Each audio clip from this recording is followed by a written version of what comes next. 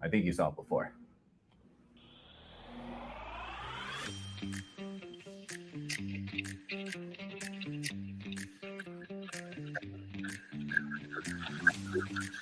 All right, you ready to go, Jay? Ready? All right, I'll meet you. I'll bring you back. Hey, property management friends. Welcome to This Week in Property Management. I'm your host, Jeremy Pound from Rentscale. Now, we've got a tight little episode for you because it's Thanksgiving week, and I hope you find this a great companion to a little downtime, a solo walk, maybe a drive to see your family and friends for the holiday, or a workout on the special extended weekend. Jeremy, you're muted. Thank you for that, Jason. Back up there.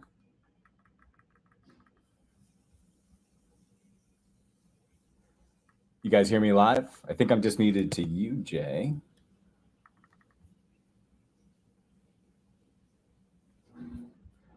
Technical difficulties here. Somebody from production, if you could let me know if you can hear me.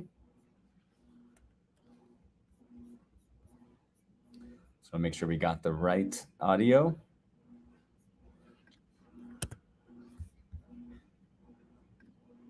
I think I was just muted to you, Jay, but that's all right. We'll start over. All right, property management friends, welcome back. This is what happens when you go live. As I said, I'm your host, Jeremy Pound from Rentscale. I think we've got a tight little show ready to go for you guys. So thanks for spending the time with me. I value the relationship more than you know. And if you like the content or think somebody else might, please like the episode. Follow us on Facebook and YouTube. Subscribe on your favorite podcast platform, or even share this with a friend. Okay, now let's jump into what's going on this week in PM. So my friends here in the US, our calendars are dominated by a shorter than usual week and likely travel plans. Now, to spend time with our family and friends, which is what we should all be doing this week, and I do enjoy the Thanksgiving holiday. Now, the way we spend it and the modern meaning and the customs associated with it today are really special to me. Now, let's just be honest and say that if you're watching this show, you probably have it better than most. Now, sometimes we sit in our walled gardens and forget that we can be considered the 1% of the entire world, no matter how well we're doing right now. And some of us are even close to being 1% of the wealthiest, 1% of the wealthiest in the wealthiest nation in the world. So in other words, we have it pretty good. And it's easy to forget if you don't go out there and help others. And I've experienced that. I'm sure that many of you know this more than most when you see the hardship that many of the tenants that you're managing have to endure. And I hope that you're going to keep that in mind and be a little bit more sensitive about that as you encounter others in this fantastic season. Now, also, I want to reflect on the blessings of our little property management industry. So if you've been to NARPM events or one of our sales mastery events, or even belong to some of the property management Facebook groups, you'll see how much we all help each other and how many friendships are forged within this little industry. Now, I can attest that the same spirit exists amongst vendors in the industry. We've forged a ton of friendships, and we're always talking to each other and excited to see each other. So make sure that you count your blessings and say thanks to those who value you and who you value. Now, let's have an attitude of gratitude, not just this week, but as a habit in our daily lives. And if you're having any issues getting into the right mindset, I just want to pull up this timer and remind you that none of us know how many more Thanksgivings we're going to have with the people that we're spending time with this month. Should probably turn it over for dramatic effect. Now, it's probably less than you're expecting. So keep that in mind as you gather with your family and friends this weekend, and let's make the most of it. Now, for me, I'm grateful that you're here and that you're out there helping investors realize their dreams, and you're helping tenants enjoy safe and secure households so that they too can enjoy this Thanksgiving week. Now that we said grace, let's get down to business. I'm excited to welcome the original Rentscale coach who was with us at the very beginning back in 2019 to talk about an opportunity that may help your business 5 years later here in 2024. But first, let's hear a word from our sponsor. Hi there. Did you know that RentScale hosts one of the largest communities of property management sales professionals in North America? Well, my name is Reese Register, and I'm actually a previous BDM and currently a scale coach here at RentScale. We provide over 20 hours monthly of teaching and training and accountability to make sure that our BDMs are supercharging their sales business through inbound, outbound, and allbound. So if you're interested in learning more about supercharging your business, go over to rentscale.com. We'll be glad to schedule a consult and see how we can help you transform your business today.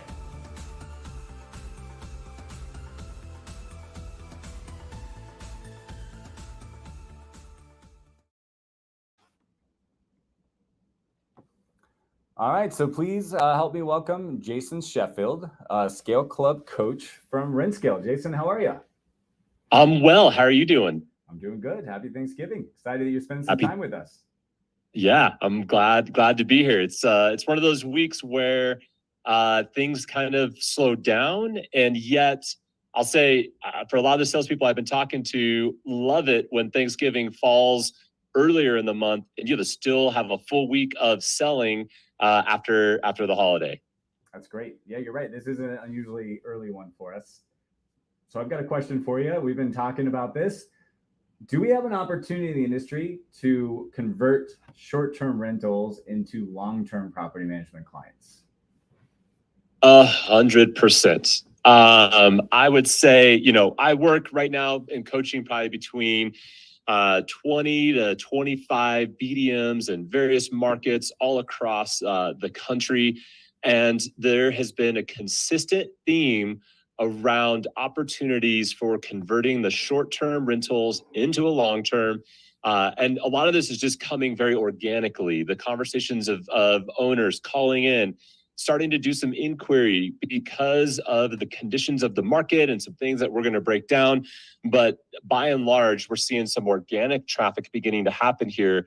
And I think there's a lot of property managers that need to start thinking through a strategy to really capitalize on a shift that could be coming in 2024 of people that were pretty hot and heavy on the idea of, short-term rentals and Airbnb, and realizing that the dollar and cents no longer really makes as much financial sense as it maybe once did.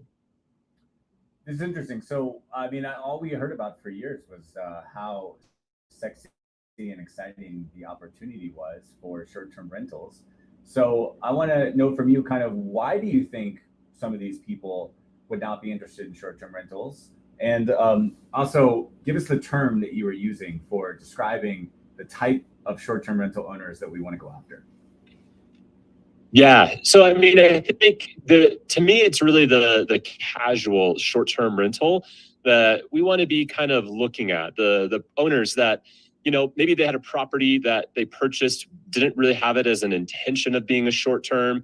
But because of the boom that we saw in the short-term market over the last 3 years, and specifically during COVID, it was so easy to list a property. There were the traditional modes of vacation, going to hotels, really shifted. Even the traditional centers, right? Big cities where people were going for a vacation really shifted, I would say, over the last 3 years.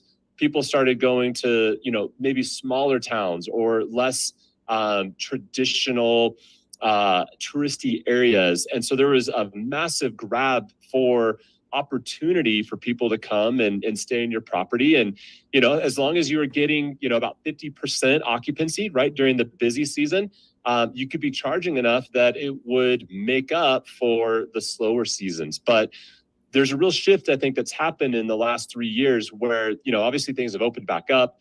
People are going back into hotels. And frankly, the dollars and cents of it don't make as much sense for the consumer. I think short-term rentals used to be really valuable because it was a better deal than going to a hotel. But now with a lot of the fees, the cleaning fees, if you're searching kind of on what's a better deal, often staying in a hotel is going to end up being a little bit cheaper than staying in an Airbnb. Yeah, and specifically because we talked about this, we're still using some Airbnbs. Our whole team next week is going to go stay, or 2 weeks from now is going to go stay in Austin in an Airbnb. So it's not that Airbnbs are dead, but you've kind of illuminated to me that there's certain characteristics and certain properties that it doesn't make sense for them. So help the listeners understand who would maybe be better off as a long-term investor than a short-term investor.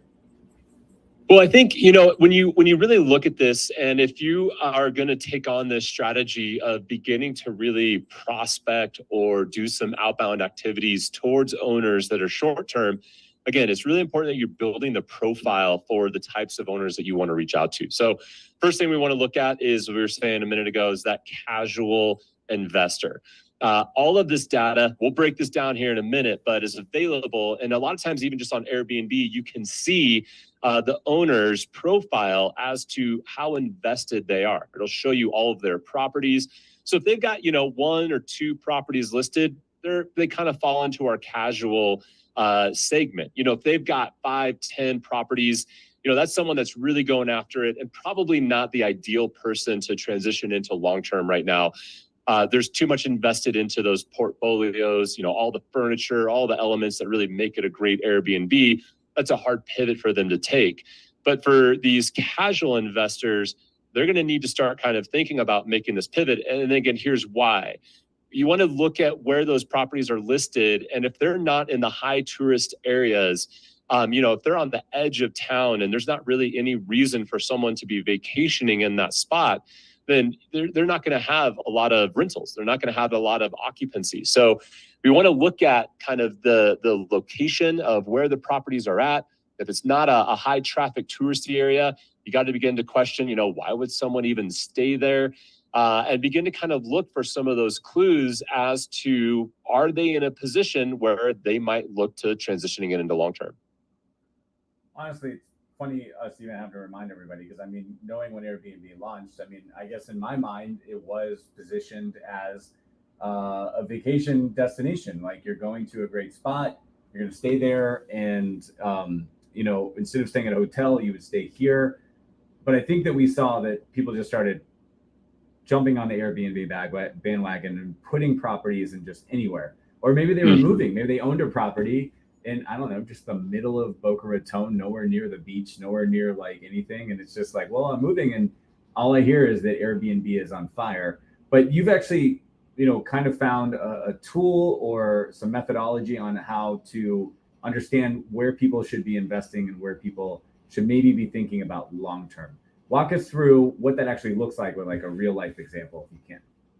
Yeah, absolutely. Let me share my screen here, and we can kind of take a look at how I would recommend, a salesperson really starts to create some strategy here for being able to market and outreach to someone. So this is a tool called airdna.co, airdna.co. We have no affiliation with this company, so check it out, see what you think. We're definitely using it in a way that they don't want, in the sense that this is about investing into other short-term rentals or maximizing your short-term rental, but they give you some incredible data as to what's going on. So here I'm looking at Colorado Springs. That's the market that I'm based in. And again, knowing my market, this is really important to kind of start to think about how you might do some outreach. So a key tourist area for Colorado Springs is the Air Force Academy. There's obviously the academy is there, the football stadium is there. There's a decent amount of traffic that comes through. If parents want to visit the cadets, graduation time is really a big deal around here. But something that's happened in the last 6 months is that the Air Force is building its first hotel on the property, which will kind of be sitting right here, right off the interstate. Well, all of these people kind of in the surrounding area have really benefited from not a lot of areas for people to stay on the academy. And so when it comes to doing short-term, this is something that's been really valuable. Well, when you map over each of these, you get some intel on the property. I've selected this one right here, and I can see right here that their annual revenue so far this year is $18K. I can see that their occupancy up to this point is 33%. And I can see what they're charging on an average daily. Now, if you pay for their subscription, you get more data, but this is just the free tool. So you don't have to pay for anything on this, which is really helpful. And then you can see the pictures that are posted. And if you click the little Airbnb icon up here, it'll take you to the actual listing. And this is where, again, you can start to really get some valuable information around the owner. So when we scroll down, we can kind of take a look. We can see the owner is Teresa. But at the bottom here, the thing that I want to pay attention to is looking at that occupancy, right? So I was looking forward into the year to kind of see where things are at. And you can see they have a lot of occupancy. November is full. That's interesting. We see a whole month blocked out. But then when you see months at a time of nothing that's happening, these become important clues of, are they going to be financially stable if no one's coming in and renting those? This is the slowest season, especially in Colorado. They're where we're at, people are traveling. They're going up to the mountains, which is about 2 hours away to go ski. So that's a good clue as to maybe some issues that they might be having to get the property rented, which could be putting them in a position where maybe they're more open to having a conversation around long term. And then down here, when I click on her profile, it's going to take me into a lot of interesting details. Now, what's interesting about Teresa is she's given us her entire life bio here, right? She was a realtor. That's a key thing. That's good to know if I'm doing any outreach to her. This is a key thing. I spend too much time worrying about the things I cannot control. Man, if I think about property management, that is a pain point that I would highlight and be talking to. So a ton of really interesting data that we can get about this owner. And that's going to give me kind of the strategy that I might be thinking about on how to prospect, to create an offer, to drive some engagement, and open a conversation up with someone like Teresa. So let me go back to stop sharing my screen. Jeremy, I mean, we've been looking at this. When you see something like this, what gets you excited about selling to a prospect like Teresa? It's a great question. I mean, I'm thinking about what I'm just seeing there is just the optionality. Are we having a conversation with her? Do we know what's happening in her life? Something we talk about all the time is people make decisions when life or business events happen to them. So there's one way to look at this where it's like, I need to call them and convince them that there's a better way to do this. That's one approach. Another approach is I just need to meet this person and I need to be a resource and the first person Teresa thinks about when a major life or business event happens and she wants to change what she's doing, So I think that we can be a little over aggressive sometimes and just say, hey, I need to call you and I need to like arm wrestle you into doing business with me and doing what I want to do. And we overlook this idea of maybe on some time horizon, this person is going to need my services. And I should meet them before they ever go to Google and ever have to ask for somebody to help them.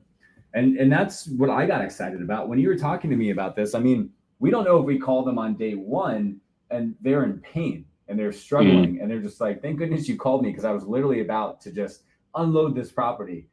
Or we may just say, hey, I appreciate it. I always like my options. I don't know what's gonna happen. So that was, kind of my messages around this is maybe you just need to meet these people. Maybe we just need to have a conversation. Maybe we just need to be curious and ask them, why are you using this as a short-term rental? Is there something that I don't know? Or have you just not thought about these other alternatives? Because it's an entirely different energy to call somebody and assume that you've got the right answer than it is to call with curiosity and say, hey, here's what my other clients are doing and this is what they're doing. Why are you making a short-term rental? It could lower the guard, lower the barrier to entry there, and really start a conversation.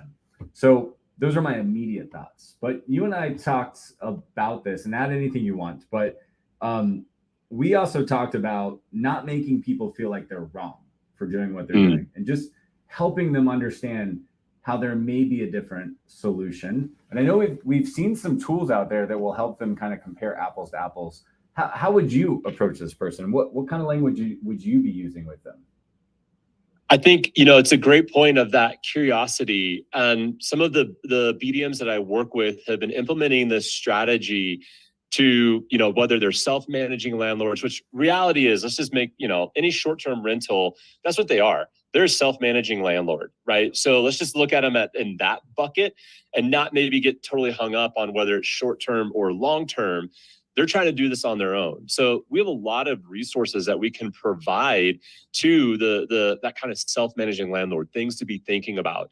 Something else that's really shaken up the Airbnb world and why there has been some real concern about slowing down. I was looking at some stats and seeing where things were at, and it was the most shocking thing that happened was in Q2, the CEO of Airbnb basically said, "Hey, we're forecasting a slowdown to the rentals. So just kind of everyone be prepared." Some of that is economically driven, right? With maybe people not taking as many vacations, traveling as much. But there's across the board been a pinch. If you get online and just even search like Airbnb bookings down, you'll see all sorts of forums on Airbnb, but also other places where a lot of owners are talking about this issue, that they're just not getting as many bookings. So that's something that, again, that's just interesting when it comes to thinking about them as a self-managing landlord. The other piece of curiosity that I think is important to be bringing to them is two things. Number one is, are they up to date with all the legislation that's taking place? Airbnb is being really targeted by a lot of cities. We have a BDM that's in the Dallas-Fort Worth area, and Dallas is simply saying no more. You have to have permitting. There's not as much that's available. You can't bring on a new Airbnb. So there's definitely becoming some legislative limitations that are important that you are aware of. So for any salesperson or owner, make sure that you are up to date as to what's happening in your city or in your state when it comes to Airbnb legislation, because some of this may not come down to an option for some owners. There might be some forced situations coming that you can just begin to educate people on. Again, we're not trying to sell them. We're just curious. Are they up to date as to what's happening? How do they feel about it? I think that's a key way to start placing yourself and building a relationship with them. Now, another partner that we love working with is Rescover. And I know you recently had Ben on and have been talking with Ben, but their tool, let me share this, Jeremy. You pulled this little kind of fun little sheet that if you're using Rescover and you have the property information, you can begin to show them just how their property would perform if it was in a position to be long-term. This is a great value add, to say, hey, I don't know that you're in a position where you're ready to be thinking about this, but if you are, here's some interesting numbers that you should be prepared to talk about and know that when your property is performing as a long-term, these are kind of the financial overview of what we're looking at. This is what you could expect from a cash flow perspective.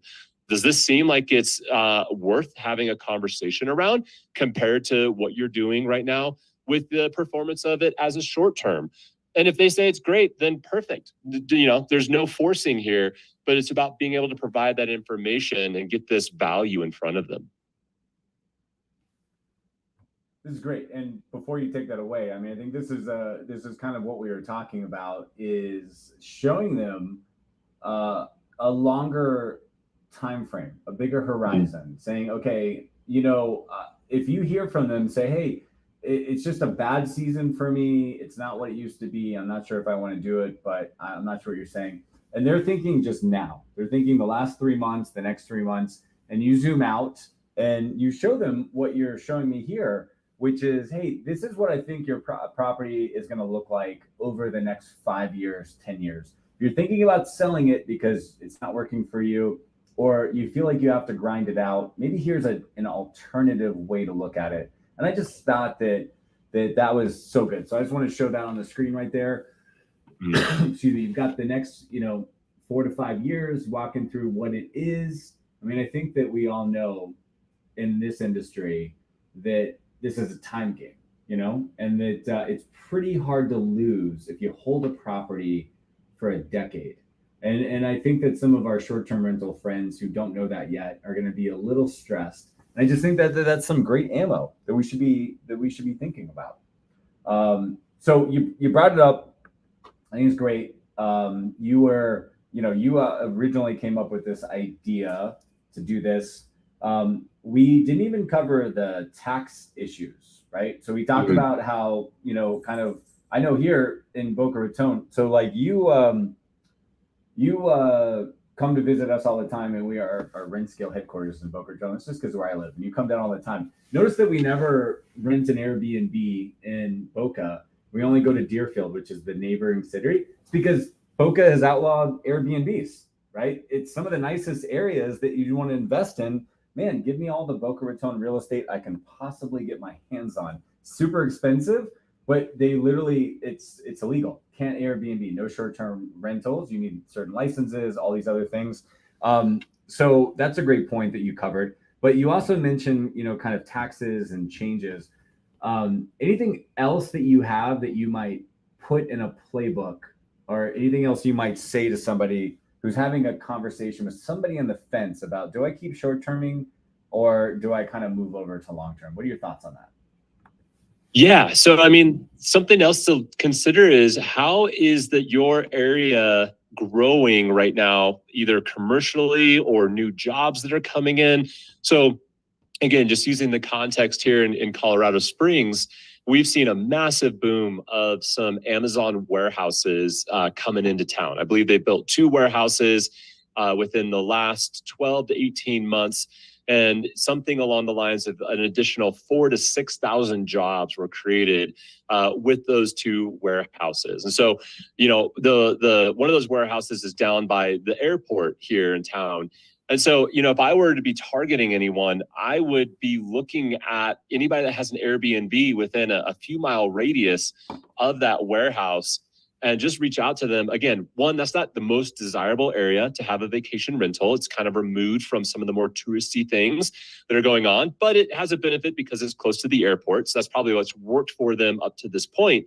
But to let them know with this influx of new jobs that are coming in and something like an Amazon warehouse making an economic impact, it might be worth looking at turning that into a long term, partly because we also know rents are higher. So they're going to be able to get more out of it. And there's a lot of need for housing close to the warehouse, right? People want to be able to live and work within vicinity of each other and not have that long commute. So just those type of economic factors that are taking place. Where's their business growth? Where are there new things that are happening? Where, at one point, maybe it did make sense to have it as a short term, but now because of the conditions shifting and changing, it might be worth having that conversation. So that would be another tactic that I would use to employ behind that. So again, here in Colorado, back on the tax front, there's a plan to impose a commercial tax on all vacation rentals for the entire state. This just came out, and it would roughly quadruple property taxes on short-term rentals in Colorado.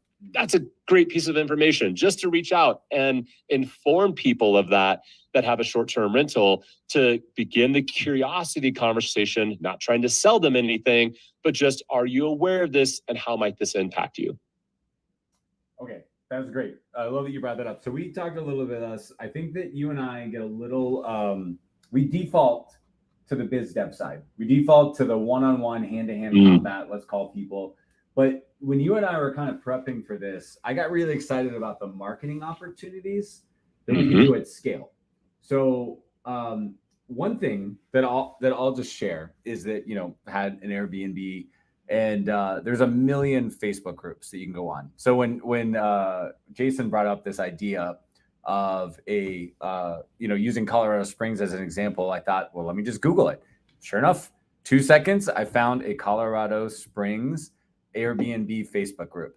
I'm guessing there's going to be people in there. I didn't join it, didn't get in there, but I'm guessing there's going to be people talking about, hey, what's going on? I can't book it, because I know that in other markets that I'm in, people are talking about that. So if you're really serious about this and you're in, let's say, Tampa, or you're in, Springfield, Illinois, right? You can just go out there and probably find a real estate investing group or an Airbnb group. And I think that's super easy to find people to build the list. But one of the things I got really excited about, Jason, when we were talking, was just the overall message. So you told me that they're building a hotel near the Air Force Academy, which is one of the biggest clusters that you found of Airbnbs, right? So how, any ideas? I mean, how do we use that as a broad market? Like, how do we go out to the marketplace and just say, I'm just here to tell you what's happening. I'm just here to talk about what's happening in 2024. Like, there's got to be a marketing message that we should be, using to go out and talk to these people. What are your thoughts on that? Well, I mean, I think this is where a direct mail campaign can make a massive impact. Again, knowing that if you can get the non-owner occupied addresses, right? Knowing that people maybe aren't living in their Airbnbs, but at the same time, a lot of these owners, they are checking on it regularly. They are the ones getting the mail for it. It's different than long-term. So I think being able to do, direct mailers, talking about the shift of what's happening. I just had a BDM the other day who was telling me he literally closed down a new door because of a postcard he had sent a year ago. Hadn't been a year. The person sat on it and then finally reached out and called them. So I would not sleep on some direct mail campaigns to zip codes, do some geographic farming on these areas of reach out. I think that can definitely go a long ways. And again, just messaging people, informing them of like, what kind of impact is this going to have on the housing market in this area or short-term rentals that are in this area. So that's one key thing I would do. Something else that I've seen working kind of on a marketing front, a little bit broader messaging, is also inviting people to meetups. We have a client in Denver who started a landlord advocacy group where they just meet up once a month. They get a happy hour drink, and then they just talk about what's happening in the market and inviting every short-term, long-term, doesn't matter. If you're a real estate investor, come have this conversation. What do you guys think about this hotel? How is that going to impact you? Just become the source of information on this stuff. And by just doing that, you're going to elevate your company as being the go-to people to have that conversation. Jay, I feel like we're right back to where we always end up. It's all great. Sounds like a lot of work. Yes, it is. Sounds like a lot of work, right? Everyone's going to think, man, this is great. I love this stuff. I just showed up to to get the easy leads, right? But I think that you and I, at this point, really, share a kinship around planting the seeds, knowing that this will come to fruition for next year. So my last question, I didn't prep you for this, but I want to think about it. Here we are into November, moving into December. We have a feeling that there may be a huge opportunity in 2024 for this. So to me, when I think about this, I think that, yeah, you might get some easy wins, but I don't feel like we're selling this to people and say, go out and make the end of the year numbers with this market. I think that a thought-provoking, long-term informational strategy could make a huge dent in 2024's goals from this. So thinking about that again, I didn't prepare you. So, share whatever you want to share. What are your biggest, craziest, best ideas? How should be people doing this? What kind of list should people be building? What kind of events should people be having? How should they handle this? I just feel like this is something people need to be thinking about now, or they're just never going to do it in 2024. I think the 2024 is going to be such an interesting year. Obviously, I don't have the crystal ball or the tea leaves to know exactly what's going to be going down. But when we look at what's happened over the last 6 months, and again, the BDMs I'm talking to, conversations we're having, where I've been seeing sales success, where I've been seeing people struggle through some slowdowns, the recipe is there for 2024 to be a pretty unprecedented year. And if we learned anything from COVID, we know that when you can become a source of information, a source of opinion and understanding, as well as just being able to resource people to connect and have some community, you're going to launch yourself forward in front of a lot of other companies that are out there. So right now, I believe that the landscape is primed to begin to do things like we were just talking about, a meetup group, getting people together to talk about real estate investing in the area, to think about advocacy, right? Again, there's a lot of legislations, there's a lot of different things that are shifting in various markets, sometimes in favor of the landlords, sometimes in favor of the tenants. But if you can position yourself to be the company that is driving these conversations, that is creating the space for these conversations to happen, you're going to begin to open up the opportunity for massive growth. Because I think there's going to be a lot more of a slowdown on the accidental landlord front. Just the way the interest rates are, the way rents have increased, more and more of those accidental landlords are in a more difficult position to turn it into a rental.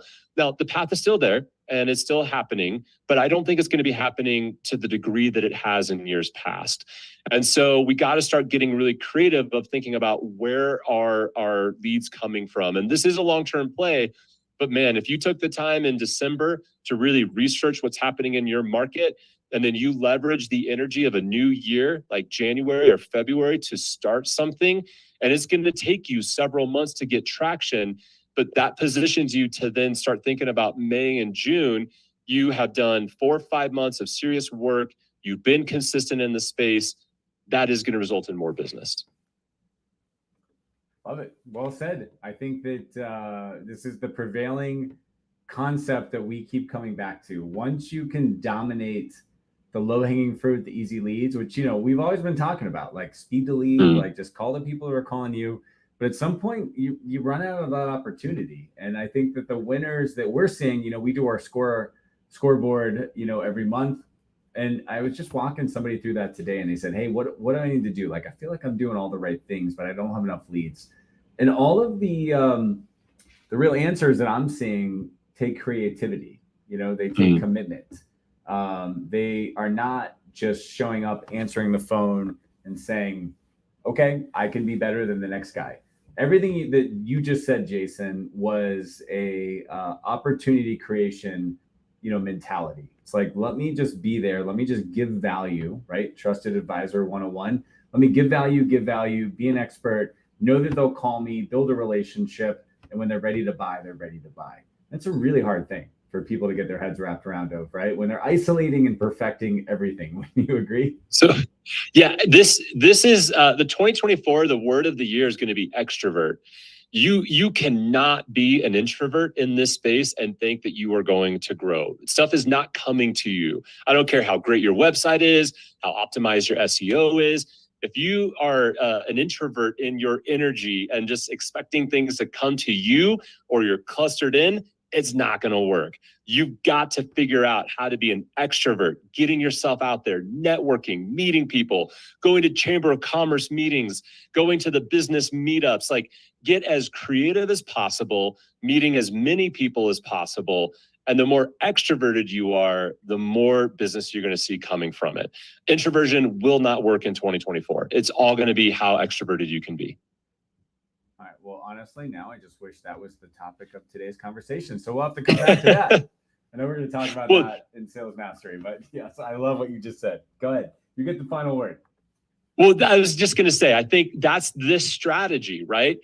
Being extroverted with the short-term rental market, taking an opinion, having some value to offer, getting out there and beginning to introduce yourself to these people is with curiosity, not with sales breath, not with desperation, but coming from a posture of truly desiring to help them make smart financial decisions to ride out the wave of what is going to be coming, is going to position you to, again, really grow exponentially. It's not going to happen by just sitting back and waiting for the phone to ring. And if that's the posture, that's how you're looking to grow in 2024, it's going to be a tough year. Sage words, my friend. We're heading into Thanksgiving. I understand that you've got a very special recipe on the plate. You're in charge of meal. What are you guys eating for Thanksgiving dinner?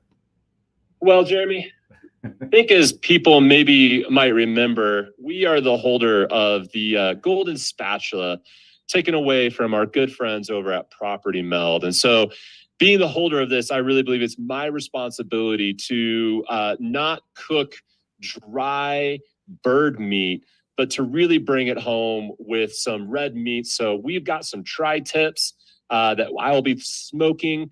Cannot wait to taste that beautiful red meat on Thanksgiving and break all the traditions of having to eat nasty turkey. Because I'm going to admit it, I don't like turkey. And in fact, the more people I talk to, they tell me the same thing. So I don't know. The theme has always been let the meat speak. And I think I'm going to have to continue that on and shift the tradition to eating red meat on Thanksgiving. Well, for anybody who has no clue what we're talking about right now, just go ahead and Google Thrill the Grill, Narcom National. It's an amazing event that we have every year. But if you know, right? It's the epitome of if you know. But I absolutely love that. Jay, you dropped a ton of bombs today. I really appreciate it. Thank you for being here from the beginning. Absolutely, love what you add to Rent Scale, and I hope you have a fantastic Thanksgiving. Thanks, man. Super grateful to be here. Super grateful to be doing this work and working with all of our owners and BDMs that we are. It truly is such a joy. So hope everybody has a great Thanksgiving. And if you are in Turkey, that some way, shape, or form, you'll find a way to enjoy it. All right. Well, lots to think about. And this is honestly just one of about, 50 ideas that we'll probably be sharing in Austin at our Sales Mastery event. And we went deep on it today. But I wanted to tell you about it. I think a lot of people have been talking about this. So I know we're pretty much sold. I think we have 2 seats left, and you're probably not going to book 2 weeks out. But if you're bold or you're close enough, you may want to grab one of those 2 seats. But these are the kind of ideas that maybe your peers or your competitors are getting in the industry. This is what we do at Rent Scale. Love what Jason brought. It's an amazing idea. Maybe you're not going to build your entire company on this, but maybe you're going to get 10, 20, or 50% of your sales goals next year based on a strategy like this. So I want to tell you more about Sales Mastery. I want to tell you what's coming up. But first, I want to get one more quick word from our sponsor. This episode is brought to you by Strategic PM, the magazine for property management entrepreneurs and executives. If you go online to strategicpm.com today, you're going to find an entire website full of content written about your industry and by your peers. And it's completely free to sign up. Just go ahead and click on the Create a Free Account right in the upper right-hand corner. When you click on that, not only can you create a digital account, but you can actually add your mailing address, and we will send you a free 1-year subscription of the print magazine, which will be showing up in your offices every single quarter. So if you take a look inside the magazine, what you're going to see is that we are focused on growth. We've got 5 pillars of Strategic PM: vision, strategy, culture, marketing, and experience. You're going to be seeing some great high-class content from some of the best thought leaders in the industry talking about the matters that matter the most to your business. So sign up for free today at strategicpm.com and look for the magazine in your office.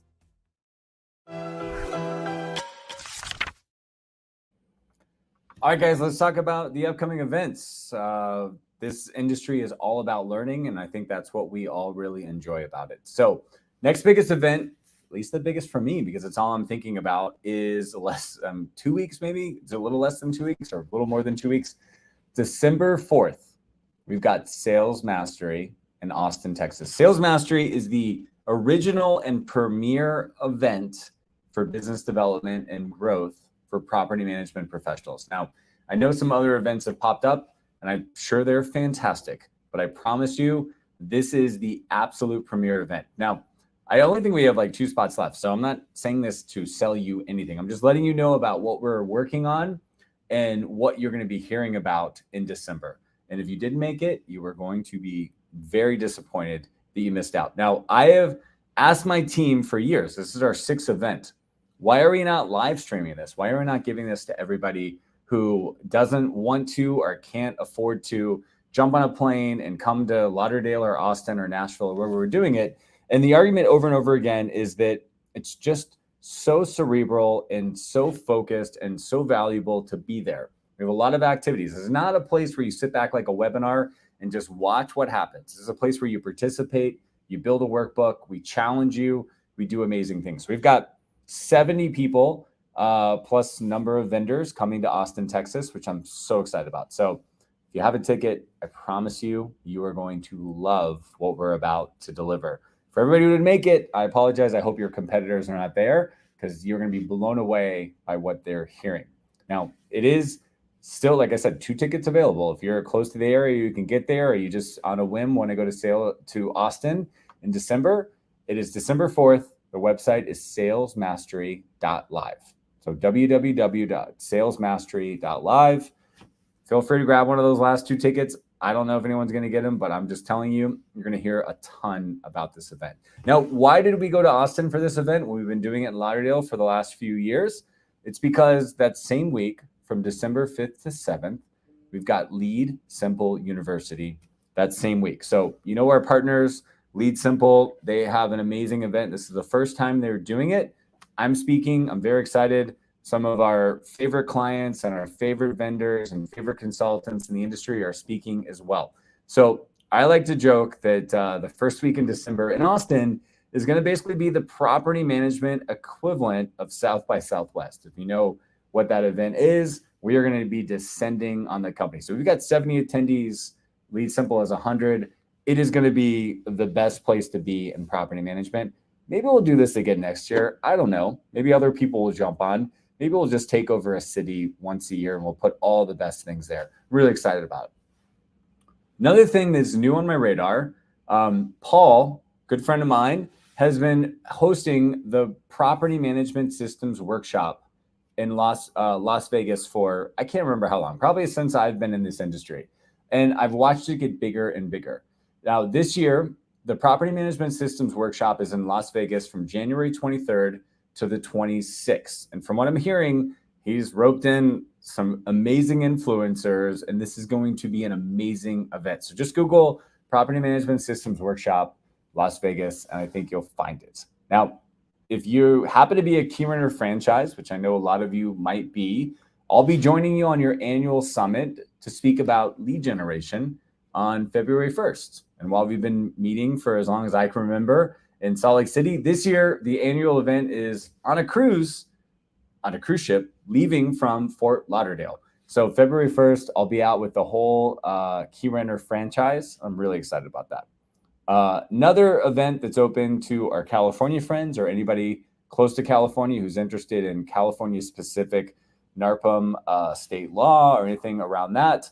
We have the California NARPM State Conference in Napa Valley, which, come on, who's not looking for a reason to go to Napa Valley?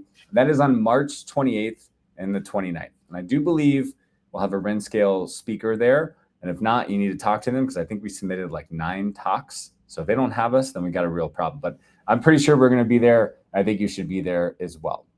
Now, I hope today's conference got you inspired with some new ideas. I also hope that what we shared in the beginning got you in an attitude of gratitude and excited about where you've come this year and what is possible as you go into annual planning for next year.